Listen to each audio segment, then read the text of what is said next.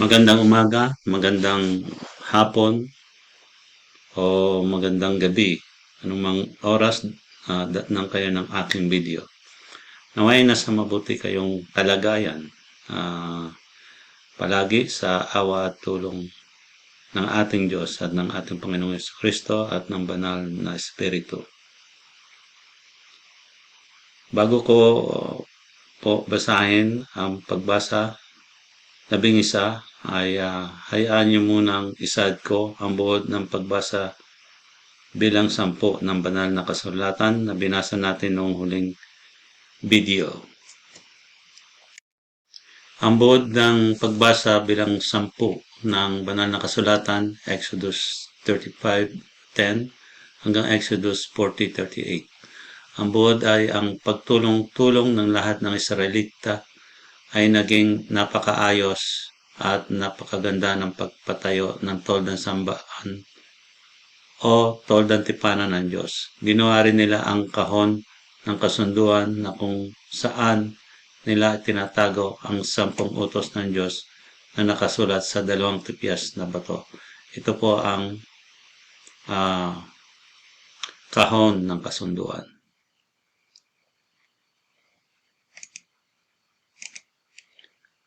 Ano po ang aral na makukuha natin sa pagbasa bilang 10? Dito sa pagbasa bilang 10, ang aral na makukuha natin ay magkaisa sa pagpapalaganap sa mga salita ng Diyos dahil ito ang isa sa mga kailangan natin para sa kaligtasan ng ating kaluluwa sa darating ng paghukom na gagawin ng ating Panginoong Hesukristo sa kanyang pangalawang pagdating. Ngayon po ay basahin natin ang pagbasa bilang 11 ng banal na kasulatan. Magsisimula sa Leviticus 1:1 hanggang Leviticus 7:38. Leviticus 1 o Kabanata 1 ng Leviticus. Ang handog na sinusunog. Tinawag ng Panginoon si Moises at kinausap doon sa toldang tipanan. Inutusan niya si Moises na sabihin sa mga taga-Israel, kapag may naghahandog sa inyo ng hayop sa Panginoon, maghandog siya ng baka, tupa o kambing. Kung baka ang kanyang iaalay bilang handog na sinusunog, kinakailangan ay lalaking baka at walang kapintasan. Ihandog niya ito malapit sa may pintuan ng toldang tipanan para sa pamamagitan ng handog na ito ay tanggapin siya ng Panginoon. Ipapatong niya ang kanyang kamay sa ulo ng bakang inihahandog niya at ito'y tatanggapin ng Panginoon para matubos siya sa kanyang mga kasalanan.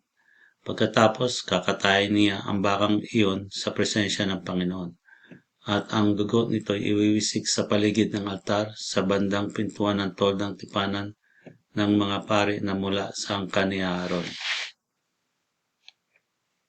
Pagkatapos, mabalatan at hiwa-hiwain ng naghahandog ang baka, ang mga pari mula sa angkan ni Aaron ay magpapaningas ng apoy sa altar at lalagyan ng panggatong na inayos ng mabuti.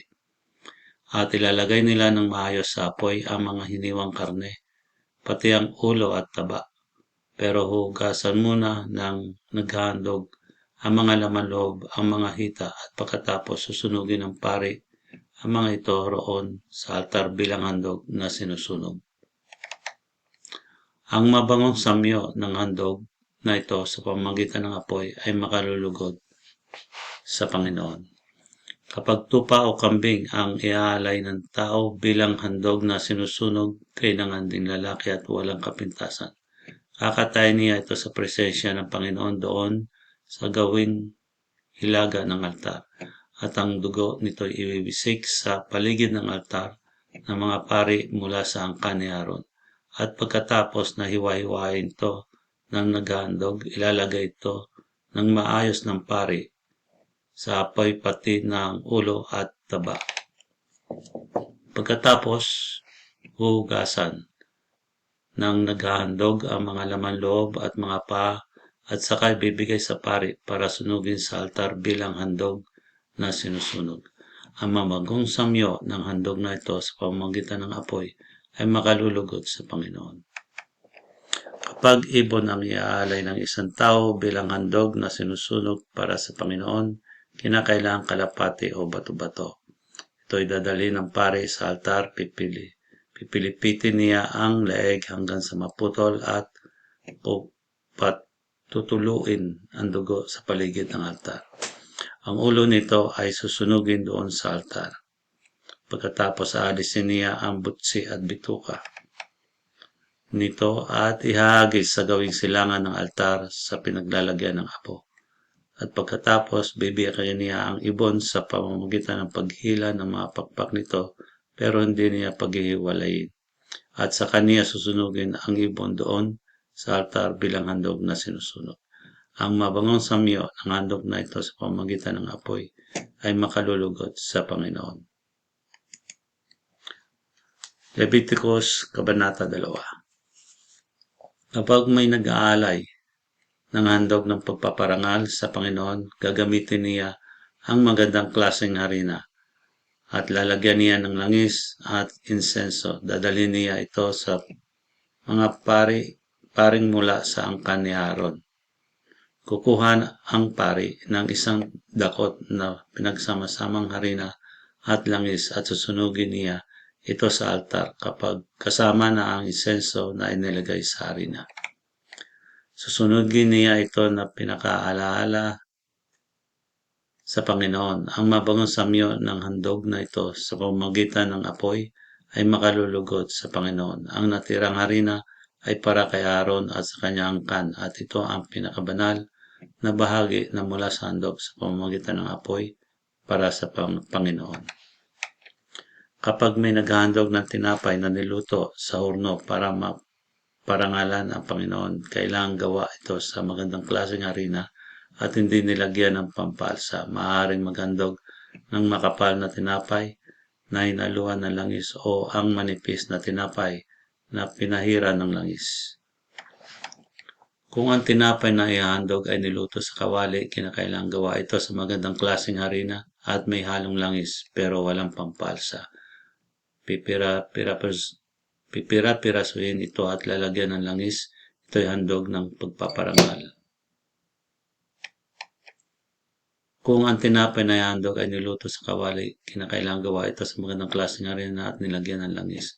Ang ganitong uri ng mga handog ay dadalhin sa pare para ihandog sa Panginoon doon sa altar. Babawasan ito ng pare at ang ibinawas na iyon ay susunugin niya sa altar na pinakaalaala sa Panginoon.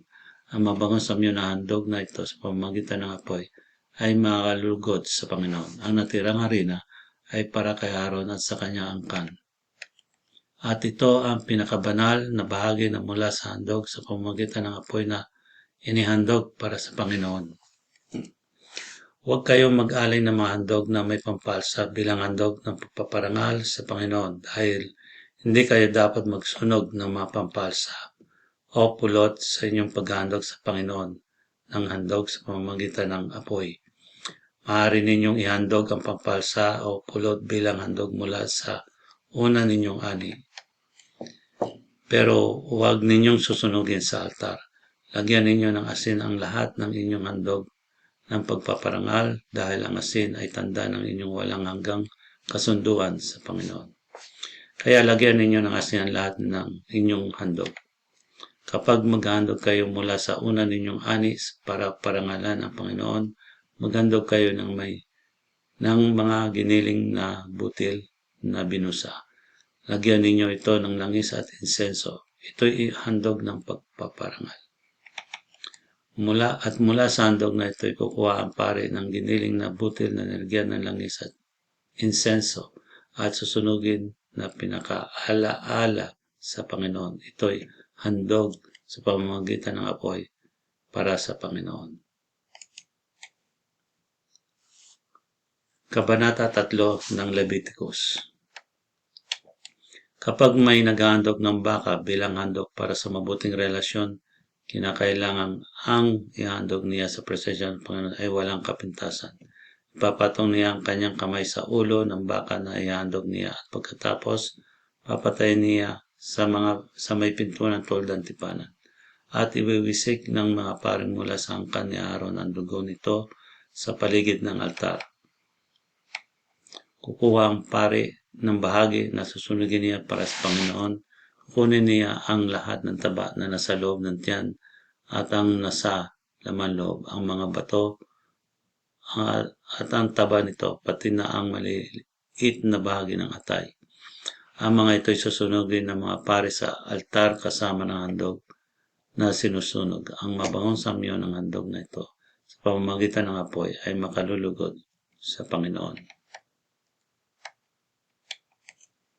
Kung ang ihandog niya para sa mabuting relasyon ay tupa o kambing, lalaki man o babae, kinakailangan ito'y walang kapintasan. Kung maghahandog siya ng tupa sa Panginoon, ipapatong niya ang kanyang kamay sa ulo ng tupa at papatay niya sa harap ng toldang tipanan at iwiwisik ng mga paring mula sa angkan ni Aaron ang dugo nito sa paligid ng altar. At mula sa handog na ito, kukuha ng bahagi na susunugin para sa Panginoon. Ang mga taba, ang buntot na mataba na sagad sa gulugod, ang pagkakaputol, ang lahat ng taba sa laman loob, ang mga bato at ang taba nito, pati na ang maliit na bahagi ng atay. Ang lahat ng ito ay susunugin ng pari sa altar bilang handog na pagkain. Ito ay handog sa pamamagitan ng apoy para sa Panginoon. Kung maghandog siya ng kambing sa presensya ng Panginoon, ipapatong niya ang kanyang kamay sa ulo ng kambing at papatay niya sa harap ng toldang tipanan. Iwiwisik ng paring mula sa angkan ni Aaron ang dugo nito sa palibot ng altar. Pagkatapos kukuha ang pari ng bahagi na susunugin niya para sa Panginoon mula sa handog na ito. Kukunin niya ang lahat ng taba sa laman loob, ang mga bato at ang taba nito, pati na ang maliit na bahagi ng atay. Ang lahat ng ito ay susunugin ng pari sa altar bilang handog na pagkain. Ang mabangong samyo ng handog na ito sa pamamagitan ng apoy makalulugod sa Panginoon. Ang lahat ng taba ay sa Panginoon. Huwag kayong kakain ng taba o dugo. Dapat ninyong sundin ang tuntuning ito kahit saan kayo tumira, kayo at ang susunod pati pa ninyong mga henerasyon.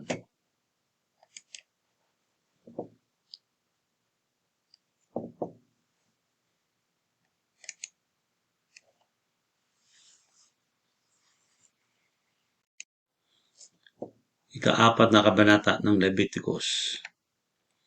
Nag-utos din ang Panginoon kay Moses na sabihin sa mga taga-Israel na ang sinumang makalabag sa kanyang utos nang hindi sinasadya ay kinakailangan gawin ito. Kung ang punong pare ang nagkasala ng hindi sinasadya dahil dito ay nadamay ang mga tao, maghahandog siya sa Panginoon ng isang batang toro na walang kapintasan bilang handog sa paglilinis. Dadalhin niya ang toro sa presensya ng Panginoon doon sa pintuan ng toldang tipanan at ipapatong niya ang kanyang kamay sa ulo ng toro at saka niya ito papatayin. Kukuha ng dugo ng toro ang punong pari at dadalhin niya sa loob ng tolda. Ilulubog niya ang kanyang daliri sa dugo at wiwisik ng 7 beses sa harap ng tabing na tumatabing sa pinakabanal na lugar sa presensya ng Panginoon. Pagkatapos, papahiran niya ng dugo ang parang sungay sa mga sulok ng altar na pasusunugan ng insenso sa loob ng tolda sa presensya ng Panginoon. At ang natitirang dugo ng toro ay bubuhos niya sa ilalim ng altar na pagsusunugan ng handog na sinusunog. Ang altar na ito ay malapit sa pintuan ng tolda. Pagkatapos, kukunin niya ang lahat ng taba sa laman loob ng toro, ang mga bato at ang taba nito, pati na ang maliit na bahagi ng atay. Ito rin ang gagawin sa hayop na handog para sa mabuting relasyon. Pagkatapos, ang mga ito isusunugin ng pari sa altar na pinagsusunugan ng handog na sinusunog. Pero ang natirang bahagi ng hayop katulad ng balat, laman, ulo, mga paa at nasa loob ng tiyan, pati na ang laman loob ay dadalhin sa labas ng kampo at susunugin sa lumalagablab na siga ng mga kahoy doon sa tinuturing na malinis na lugar na pinagtatapunan ng abo. Kung ang buong mamayan ng Israel ay makalabag sa utos ng Panginoon nang hindi sinasadya, sila ay nagkasala pa rin kahit hindi nila ito nalalaman. Kapag alam na nila na sila ay nagkasala nga, ang lahat ng mamamayan ay maghahandog ng batang toro bilang handog sa paglilinis. Dadalhin nila ang toro sa toldang tipanan pagkatapos ipapatong ng mga tagapamahala ng Israel ang kanilang kamay sa ulo ng toro at saka papatayin sa presensya ng Panginoon. Kukuha ng dugo ng toro ang punong pari at dadalhin niya sa loob ng tolda at ilulubog niya ang kanyang daliri sa dugo at iwiwisik ng 7 beses sa tabi ng tumatabing sa pinakabanal na lugar sa presensya ng Panginoon. Pagkatapos, papahiran niya ng dugo ang parang sungay sa mga sulok ng altar na nasa loob ng tolda sa presensya ng Panginoon. At ang natitirang dugo ay bubuhos niya sa ilalim ng altar na pinagsusunugan ng handog na sinusunog. Ang altar ay ito'y malapit sa pintuan ng tolda. At ang gagawin niya sa toro na ito'y katulad din na ginagawa niya sa torong handog sa paglilinis. Kunin niya ang lahat ng taba ng toro at susunugin sa altar at susunugin ang toro sa labas ng kampo. Sa pamamagitan ng gagawing ito ng punong pari, ang mga taga-Israel ay matutubos sa kanilang mga kasalanan at patatawarin ng Panginoon ang mga kasalanan nila. Ito ang handog sa paglilinis para sa buong sambahayan ng Israel. Kung ang isang pinuno ay nakalabag sa utos ng Panginoon ng kanyang Diyos nang hindi sinasadya, nagkasala pa rin siya. At kapag nalaman niya na siya pala ay nagkasala, maghahandog siya ng isang lalaking kambing na walang kapintasan. Ito ay handog para sa paglilinis ng kanyang kasalanan. Ipapatong niya ang kanyang kamay sa ulo ng kambing at papatayin ito sa presensya ng Panginoon sa dakong pinagpapatayan ng mga hayop na inihandog bilang handog na sinusunod. Ilulubog ng pari ang kanyang daliri sa dugo ng kambing at ipapahid sa parang sungay sa mga sulok ng altar na pinagsusunugan ng mga handog na sinusunog. At ang natitirang dugo ay ibubuhos niya sa ilalim ng altar. Susunugin niya ang lahat ng taba sa altar, katulad ng kanyang ginawa sa mga taba ng hayop na handog para sa mabuting relasyon. Sa pamamagitan ng gagawing ito ng pari, matutubos ang tao sa kanyang mga kasalanan, patatawarin siya ng Panginoon. Kung ang isang pangkaraniwang tao ay makalabag sa alinmang utos ng Panginoon, nang hindi sinasadya, nagkasala pa rin siya. At kapag nalaman niyang siya ay nagkasala, maghahandog siya ng babaeng kambing na walang kapintasan para sa nagawa niyang kasalanan. Ipapatong niya ang kanyang kamay sa ulo ng kambing na handog sa paglilinis at papatayin niya ito sa mga tolda, sa may tolda sa dakong pinagpapatayan ng mga hayop na handog na sinusunog. Ilulubog ng pari ang kanyang daliri sa dugo ng kambing at ipapahid sa parang sungay sa mga sulok ng altar na pinagsusunugan ng mga handog na sinusunog. At ang natitirang dugo ay bubuhos niya sa ilalim ng altar. Pagkatapos, kukunin niya ang lahat ng taba ng kambing katulad ng ginawa niya sa hayop na handog para sa mabuting relasyon. At susunugin niya sa altar ang taba at magiging mabangong samyo na handog at makalulugod sa Panginoon. Sa pamamagitan ng gagawing ito ng pari, ang tao ay matutubos at patatawarin siya ng Panginoon. Kung tupa naman ang handog ng tao para maging malinis siya sa kanyang kasalanan, kinakailangan ito'y babaeng tupa na walang kapintasan. Ipapatong niya ang kanyang kamay sa ulo ng tupa at papatayin sa tolda sa patayan ng mga hayop na handog na sinusunog. Ilulubog ng pari ang kanyang daliri sa dugo ng tupa at ipapahid sa parang sungay sa mga sulok ng altar na pinagsusunugan ng handog na sinusunog. Ang natitirang dugo ay bubuhos niya sa ilalim ng altar. Pagkatapos kukunin niya ang lahat ng taba ng tupa katulad ng ginawa niya sa tupang handog para sa mabuting relasyon at susunugin niya ang taba sa altar pati na ang iba pang mga handog sa pamamagitan ng apoy para sa Panginoon. Sa pamamagitan ng gagawin ito ng pari, matutubos ang tao sa kanyang mga kasalanan at patatawarin siya ng Panginoon. Ikalimang kabanata ng Leviticus. Kung ang isang tao ay pinatawag sa hukuman para sumaksi sa pangyayaring kanyang nakita o nalalaman, at siya ay tumanggi, may pananagutan siya. Kung may nakahipo ng anumang bagay na tinuturing na marumi, katulad ng mga patay na hayop na marumi, siya ay nagkasala at naging marumi. Kahit hindi niya alam na nakahipo siya, kung siya ay nakahipo ng mga maruming bagay ng tao, kahit hindi niya alam na siya ay naging marumi, ituturing pa rin nagkasala siya kapag nalaman niya.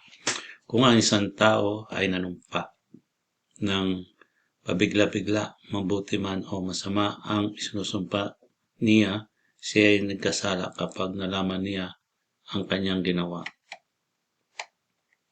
Kapag nalaman ng isang tao na nagkasala siya ng alinman sa mga nabanggit, kinakailangan ipahayag niya ang kanyang kasalanan. At bilang kabayaran sa kasalanan na nagawa niya, maghahandog siya sa Panginoon ng babaeng tupa o kambing bilang handog sa paglilinis.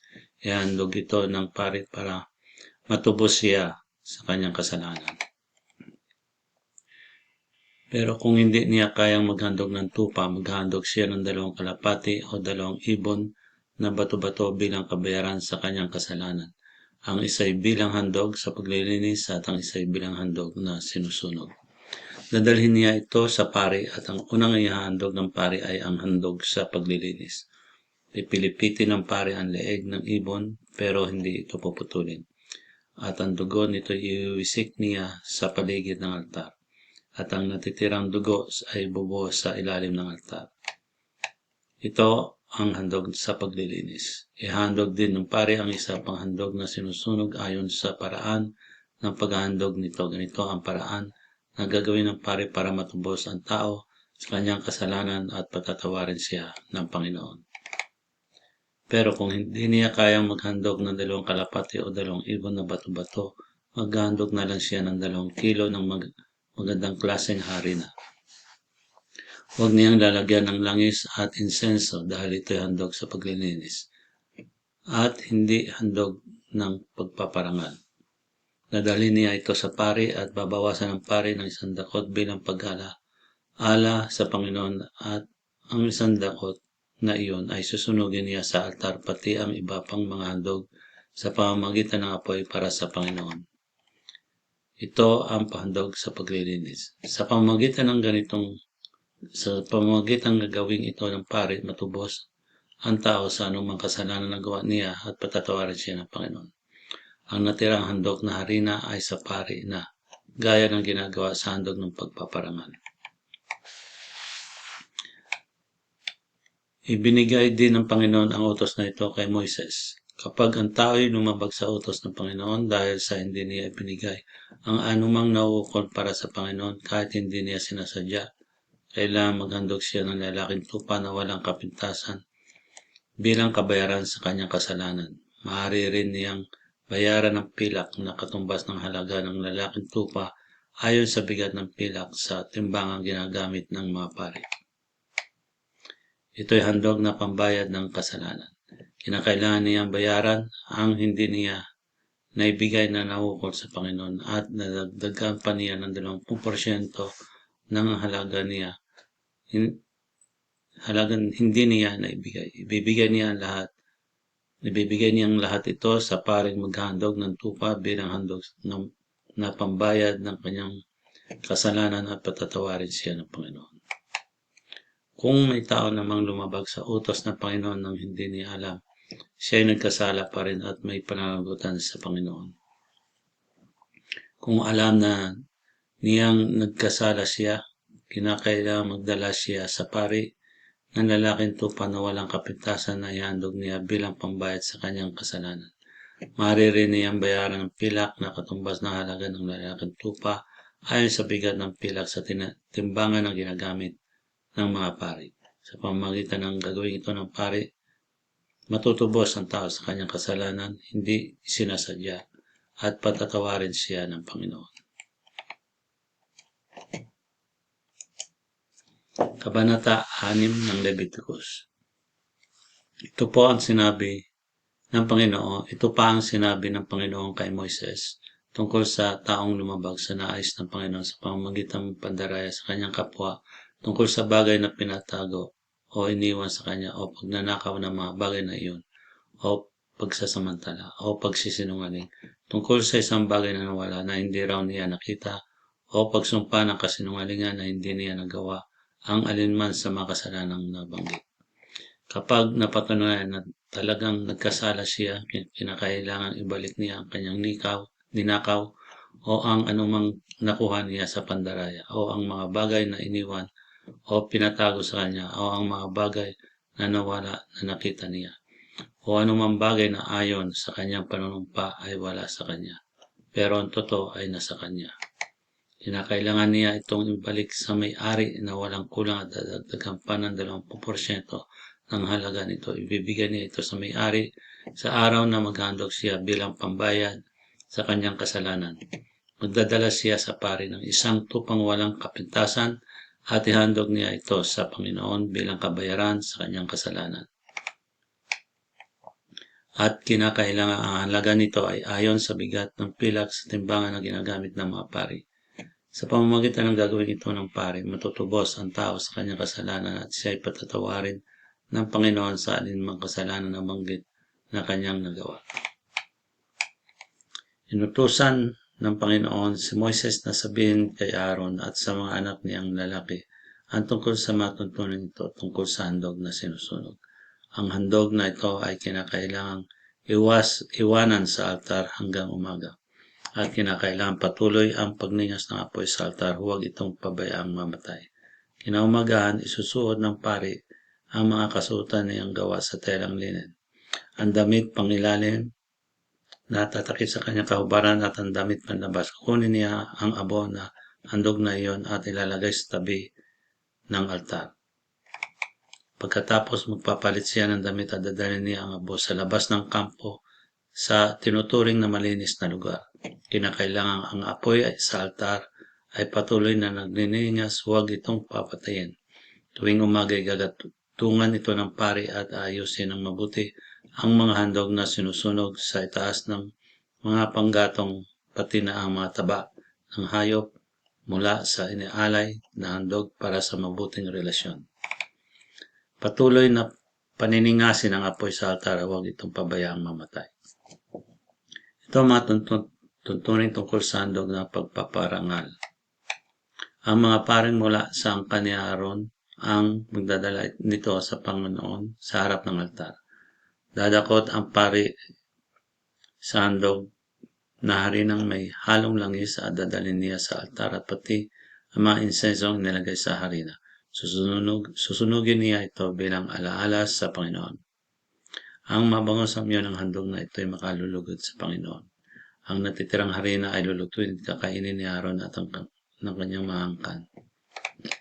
Pero ito'y lulutuin nilang walang pampalsa. Doon nila kakainin sa banal na lugar sa bakuran ng toldang tipanan. Inilaan iyon ng Panginoon para sa kanila bilang bahagi ng pagkain inihandog sa Kaniya. Ang handog na pagpaparangal sa Panginoon ay napakabanal katulad ng handog sa paglilinis at handog na pambayad ng kasalanan. Ang lahat ng lalaking mula sa angkan ni Aaron hanggang sa kauli-hulihang angkan ay maaaring kumain nito dahil ito palagi ang kanilang bahagi sa handog sa pamamagitan ng apoy para sa Panginoon hanggang sa susunod pang mga henerasyon. Ang mga humahawak ng mga handog na ito ay dapat banal. Ito ang sinabi ng Panginoon kay Moises tungkol sa handog sa paraan para sa Panginoon na ialay ni Aaron sa araw ng ordinahan siya bilang punong pari at siya ring gagawin ng angkan niyang papalit sa kanya. Maghandog siya ng 2 kilo ng magandang klaseng harina. Ito ay handog na pagpaparangal rangal sa Panginoon na dapat gawin magpakailanman. Ang kalahati nito ay ihandog niya sa umaga at ang kalahati naman ay sa hapon. Ang harinang ito ay haluan ng mantika at lutuin sa kawali, pagpipira-pirasuhin at ihandog sa Panginoon bilang handog na pagpaparangal. Ang mabangong samyo nito ay makalulugod sa kanya. Kinakailangan sunugin ito lahat dahil ito'y handog para sa Panginoon. Dapat itong sundin magpakailanman. Kailangan gawin ito ng angkan ni Aaron na papalit sa kanya bilang punong pari. Ang lahat ng handog ng pagpaparangal ng mga pari ay kinakailangan sunugin, hindi ito maaaring kainin. Inutusan din ng Panginoon si Moses na sabihin kay Aaron at sa mga anak niyang lalaki ang tungkol sa ganitong mga tuntunin. Ang handog sa paglilinis ay kinakailangang patayin sa presensya ng Panginoon doon sa patayan ng handog na sinusunog. Ang handog sa paglilinis ay napakabanal. Ang paring maghahandog nito ay dapat kumain nito roon sa bakuran ng Tolda Tipanan na isang banal na lugar. Ang sinong makahipon nito ay mahawaan ng pagkabanal nito. Ang damit na matatalsikan ng dugo ng handog na ito ay dapat labhan doon sa banal na lugar sa Tolda. Ang palayok na pinaglutuan ng handog na ito ay dapat basagin, pero kung kaldero, ito ay dapat kuskusin at hugasang mabuti ng tubig. Ang lahat ng lalaki sa sambayan ng pare ay maaaring kumain. Ito ay napakabanal na handog, pero kung ang dugo ng handog na ito ay dinala roon sa banal na lugar sa loob ng tolda para gawing pantubos sa kasalanan ng tao, hindi maaari kainin ang natirang karne na inihandog. Susunugin na lang ito.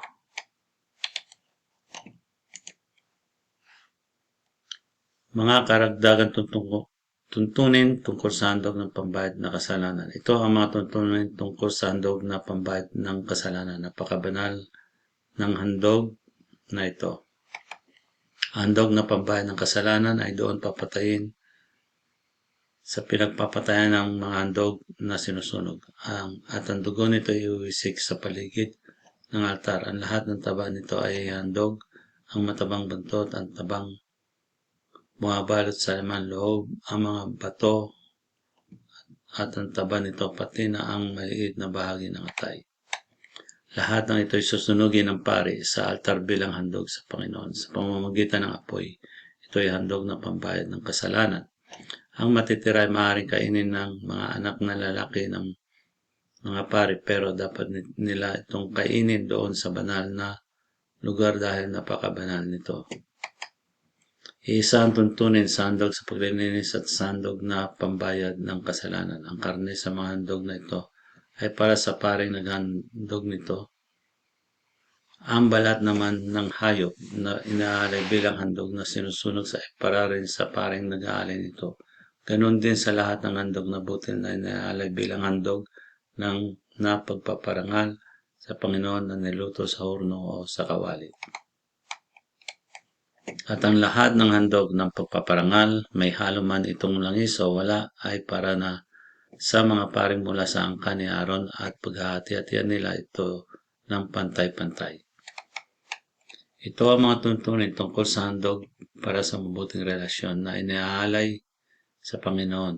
Kung ang hayop na handog para sa mabuting relasyon ay iniaalay bilang handog ng pagpapasalamat sa Panginoon, sasama niya ito ng tinapay.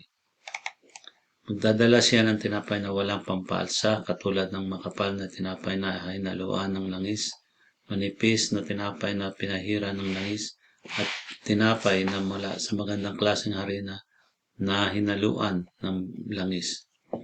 Maliban dito, magdadala rin siya ng tinapay na ipampaalsa. Siya ay maghahandog mula sa bawat uri ng tinapay na ito bilang kaloob sa Panginoon. At ang mga tinapay na ito na inihandog ay para na sa paring nagwiwisik ng dugo ng hayop na handog para sa mabuting relasyon. Ang karne ng hayop na inihandog bilang salamat sa Panginoon ay dapat kainin ng taong naghandog nito at ng sambahayan niya at ng mga pari sa araw din iyon at dapat walang matirang kinaumagahan. Pero kung ang handog para sa mabuting relasyon ay inialay niya bilang handog para tuparin ang isang panata o handog na kusang loob, ang karne ay makakain sa araw ng paghahandog at ang matitira ay maaari pa rin kainin kinabukasan. At kung mayroon pa rin matira hanggang sa pangatlong araw, dapat na ito'y sunugin. Kapag may kumain pa nito sa pangatlong araw, hindi natatanggapin ng Panginoon ang handog na ito at magiging walang kabuluhan ang handog niya. Ang handog na ito ay tuturing na kasuklam-suklam at magiging pananagutan pa ng sinumang kumain ito. Kapag ang karne ay hindi sinasadyang nadikit sa anumang bagay na itinuturing na marami, hindi niya ito dapat kainin kundi susunugin na lang. Tungkol sa mga karne maaaring kainin, ito'y maaaring kainin ng sinumang tinuturing na malinis ayon sa batas. Pero ang sinumang tinuturing na marumi at kakain ng karning handog para sa mabuting relasyon ay huwag ninyong ituring na kababayan. Ang sinuman nakahipo ng mga bagay na tinuturing na marumi katulad ng dumi o sakit ng taong nakakahawa, hayop na tinuturing na marumi, o anumang bagay na kasuklam-suklam at pagkatapos ay kumain ng karne na inihandog sa Panginoon ay huwag na ninyong ituring na kababayan. Nag-uutos ng Panginoon kay Moises na sabihin ito sa mga taga-Israel, huwag kayong kakain ng taba ng baka, tupa o kambing. Ang taba ng hayop na namatay o pinatay ng ibang hayop ay maaari ninyong gamitin sa anumang nais ninyo, pero huwag ninyong kakainin.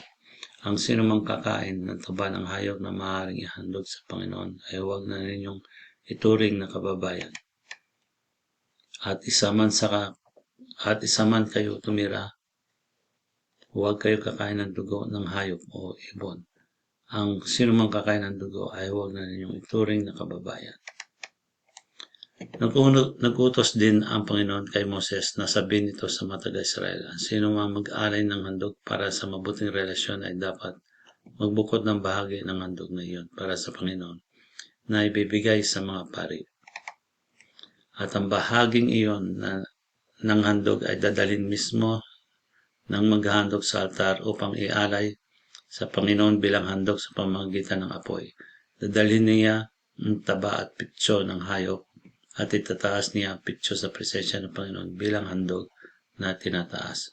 Pagkatapos susunugin ng paring namumuno ng seremonya ang taba sa altar, pero ang pitso ay para kay Aaron at sa kanyang angkan. Ang kanang hita ng hayop na inahandog ay ibibigay sa paring naghahandog ng dugo at taba nito. Sapagkat binibigay ng Panginoon ang pitso at paa ng inyong handog kay Aaron at sa kanyang mga angkan.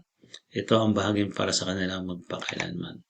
Iyon ang bahagi ng mga handog sa pamamagitan ng apoy para sa Panginoon na ibinigay kay Aaron at sa kanyang mga angkan mula sa araw na sila'y tinalagang maglingkod sa Panginoon bilang mga pari. Ng araw na inordinahan sila, nag-utos ang Panginoon sa mga taga-Israel na dapat nilang ibigay ang bahaging iyon ng mga pari na para sa kanila magpakailanman at dapat nila itong susundin hanggang sa susunod pang mga henerasyon. Iyon ang tuntunin tungkol sa handog na sinusunod, handog sa paglilinis, handog na pambayad ng kasalanan, handog sa pagtatalaga, at handog para sa mabuting relasyon. Ang mga tuntunin ito ay binigay ng Panginoon kay Moises doon sa bundok ng Sinai nung nag-utos ang Panginoon sa mga taga-Israel na maghandog sa Kanya.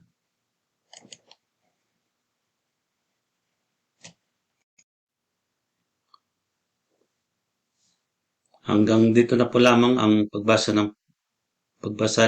bilang 11 ng banal na kasulatan. Sa susunod na video ay ang pagbasa bilang 12. Sa video ito ay malalaman nyo ang ibang uri ng mga tungkulin ni Aaron bilang saserdote o pari ng mga Israelita. Sa mga bago po sa aking video, paki-subscribe na lang po upang kayo ay ma-notify kung may bago video na aking na-upload. Paki-like na rin po kung na-touch po kayo ng Espiritu Santo ang inyong puso. Paki-comment na rin po sa ibaba kung paano kayo na-touch ng Espiritu Santo. Paki-share na rin po sa Facebook account nyo para lalong mapabilis ang pagkalat ng mga aral at katwiran ng Diyos natin sa buong mundo. Sumainyo nawa ang kaluwalhatian ng ating Diyos. Amen.